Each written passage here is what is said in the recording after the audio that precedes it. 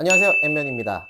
요즘 연예계에서 가장 이슈가 되고 있는 사건 중 하나죠. 바로 유리 씨와 최민환 씨의 이혼, 성매매 의혹, 그리고 양육권 다툼까지. 두 사람은 2023년 12월경 협의 이혼을 했다고 알려져 있습니다. 재산분할과 양육비 위자료는 서로 청구하지 않기로 했고, 새 아이에 대한 양육권은 최민환 씨가 갖게 되었다고 하는데요. 유리 씨가 최민환 씨에 대한 성매매 의혹이라든지 여러 어떤 사생활 문제를 폭로하기 시작했고, 더 나아가서 양육권에 대해서도 다투고 법원의 판단을 받아보고 싶다는 입장을 밝혔습니다. 법원의 판단도 아니고 당사자들끼리 의사를 합치해서 양육권자를 정했는데 이거 변경할 수 있겠느냐라는 것일 텐데요.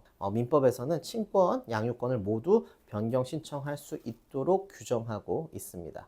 그런데 법적으로 청구 또는 신청을 할 수 있는지 여부와 실제로 승소 가능성이 있는지 여부는 전혀 별개의 문제라고 할 수가 있겠고요. 법원 역시도 양육권자 변경에 있어서는 여러 조건들과 까다로운 판단 기준을 갖고 있습니다. 그래서 오늘은요, 현직 이혼 전문 변호사 M변이 보는 유리 씨가 과연 양육권을 가져올 수 있을지에 대해서 세 가지 측면에서 바라보도록 하겠습니다. 우선 첫 번째는요, 현상 유지의 관점에서 볼 텐데요. 아까 민법상 양육권자가 변경 신청이 가능하도록 규정되어 있다고 말씀을 드렸는데요. 여기는 단서 조항이 하나 있습니다. 바로 가정법원이 자의 복리를 위해 필요하다고 인정하는 경우라는 것인데요. 그럼 또 여기서 궁금한 게 생길 거예요. 자의 복리, 즉 자녀의 복리가 무엇이냐? 앞으로 10몇 년이 남은 자녀의 복리, 그리고 누가 더 아빠로서 엄마로서 아이를 잘 키울 수 있을지 책임지기도 굉장히 어려운 사안이잖아요. 가장 재판부가 선호하는 것은 현 상태의 유지입니다.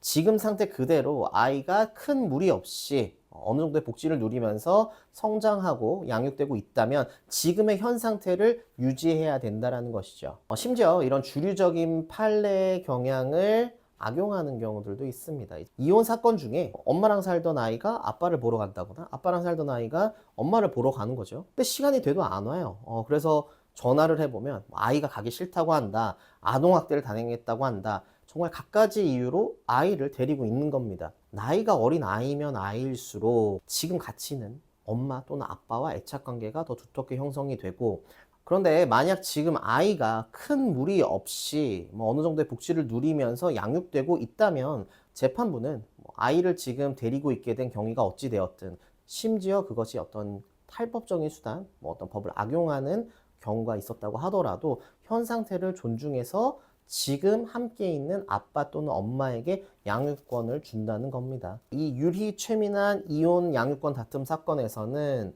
최민환 씨가 일방적으로 또는 강제적으로 아이들을 데려갔다거나 양육권을 탈취한 것이 아니잖아요. 그렇기 때문에 조금 불리한 사정이 있고, 더군다나 양육권 다툼이 있게 되면 면접 교섭도 어려워질 것 같습니다.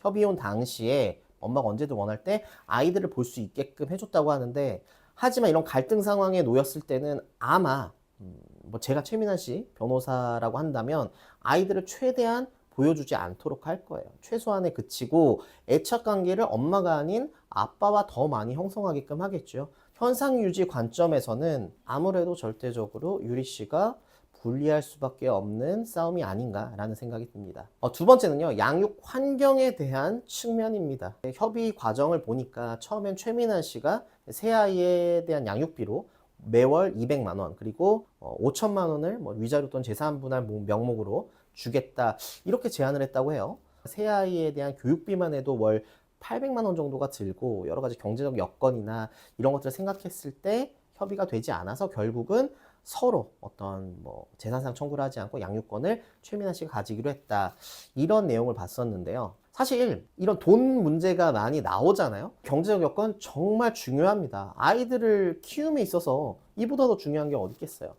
하지만 일부 어떤 언론이나 컨텐츠들에서 공개되는 것만큼 어떤 양육권자를 정함에 있어서 경제적인 여건이 전부라거나 절대적인 영향을 발휘하지는 않습니다. 그런데 이 애착관계라는 게 아이들이 이제 중학생, 고등학생이 되어서 나는 누구랑 살고 싶어요, 누구랑 살 때 더 경제적으로 지원받을 수 있을 것 같아요, 이렇게 말을 할 수 있으면 좋은데, 어린 아이들 같은 경우에는 오늘은 아빠가 좋고 내일은 엄마가 좋잖아요. 그렇죠? 그렇기 때문에 확고한 의사를 확인할 수가 없고 그런 측면에서 애착 관계를 판단함에 있어서 양육 의지, 양육 의사를 정말 많이 봅니다.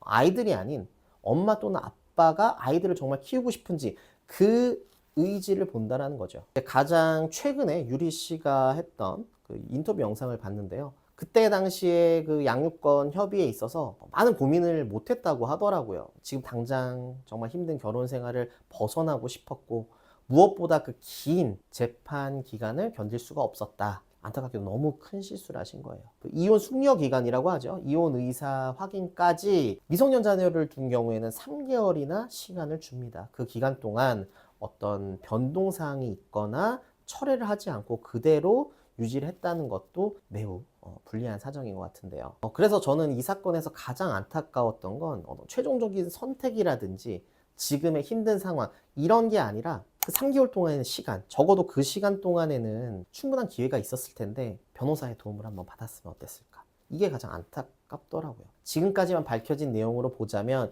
유리 씨가 다시 양육권을 가져오는 건 양육 환경의 관점에서 조금 어렵지 않을까 라는 생각이 듭니다. 마지막 세 번째는요, 사정 변경의 관점에서 살펴보도록 하겠습니다. 이건요, 양육권자 변경 신청 사건뿐만 아니라 이혼 사건, 더 나아가서는 모든 법적인 사건, 재판 다 통용되는 말입니다. 법원의 판단이라든지 당사자들의 합의를 번복하기 위해서는 그것을 상쇄할 만한 어떤 큰 이유가 있어야 하고 그것이 바로 사정 변경인데요. 그 사정 변경에 있어서는 객관적인 증거 자료로 그 사실들이 증명되어야 더욱 좋습니다. 왜냐하면 법원에서는요, 정의, 올바른 거죠.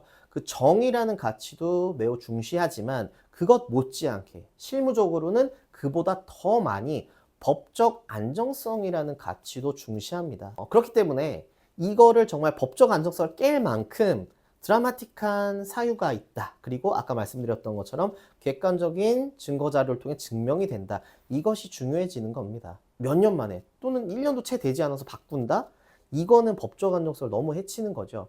그렇기 때문에 이 사건에서도 어떤 큰 거 한 방, 뭔가를 바꿀 수 있는 한 방을 유리 씨는 최민환 씨의 성매매 의혹이라고 본 것 같습니다. 제가 이혼 전문이기도 하지만 형사 전문이기도 하잖아요. 이 녹취 파일 또는 녹취록만으로 성매매로 처벌받을 수 있느냐? 사실 그것도 너무나도 큰 의문이 남고요. 더 나아가서 정말 이게 성매매로 처벌을 받는다고 하더라도 이것만으로 양육권자 변경이 가능한 사정 변경으로 볼 수 있느냐? 역시 저는 조금 부정적입니다. 그래서 제가 실제로 받았던 일부 판결들 그리고 여러 사례들을 몇 가지 준비해 왔습니다. 가장 대표적인 사례는요, 그 사건 본인, 즉 자녀에 대한 직접적인 범죄 행위입니다. 아동학대가 대표적인 경우죠. 아동학대 또는 성범죄 이런 정말 큰 사유가 벌어졌을 때 급히 양육권자를 변경해야 할 만한 사정이 있을 때는 재판 절차 진행도 굉장히 빠르고요. 바로 양육권자 변경이 이루어지는 경우가 대부분입니다. 반면에 협의혼 과정에 있어서 내가 충분히 고민하지 못했다, 법적 조언을 받지 못했다, 이런 이유들은 거의 받아들여지지 않습니다. 사건 본인인 자녀가 나는 지금 있는 엄마 또는 아빠와 더 이상 살 수 없다, 복지를 누리지 못하고 있다 라는 확고한 의사를 밝히는 경우에도 어느 정도 가사 조사를 거치겠지만 양육권자 변경이 비교적 잘 이루어지는 편입니다. 이 성매매 의혹 사건으로 인해서 부정적 언론 또는 여론이 아이들에게 간접적인 영향을 미칠 수 있고 더 나아가서 복지를 훼손시킬 수도 있다. 이 사건으로 인해서 수입이 크게 감소할 경우 경제적 여건이 오히려 역전되어서 현재 유리 씨가 더욱 아이들을 잘 키울 수 있는 경제적 여건을 갖고 있다든지 이런 짧은 시간 만에 많은 변화들이 이루어졌다는 걸 증명하는 것이 큰 무기가 될 것 같습니다. 오늘의 영상 최종적인 결론을 내리자면 양육권자 변경 신청 원래 어렵다. 그리고 최민환 씨의 성매매 의혹만으로 양육권자 변경이 쉽게 이루어지는 것도 아니다. 다만 이런 여러 사정들을 모아서 특히나 유리 씨의 가장 큰 아킬레스건인 양육의사 내지 양육의제에 대해서 적극적으로 재판부를 설득한다면 승소 가능성도 일부 있을 수 있다 라는 것이 오늘의 결론입니다.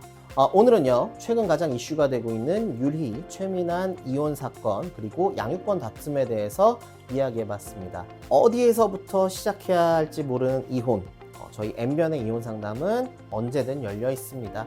꼭 심각한 법적 문제라고 생각되지 않는 것들도 결혼 생활 중 발생하는 문제는 모두 법적인 쟁점이 될 수 있습니다. 언제든 편하게 상담 주시기 바랍니다. 오늘도 시청해 주셔서 감사합니다. 엠다.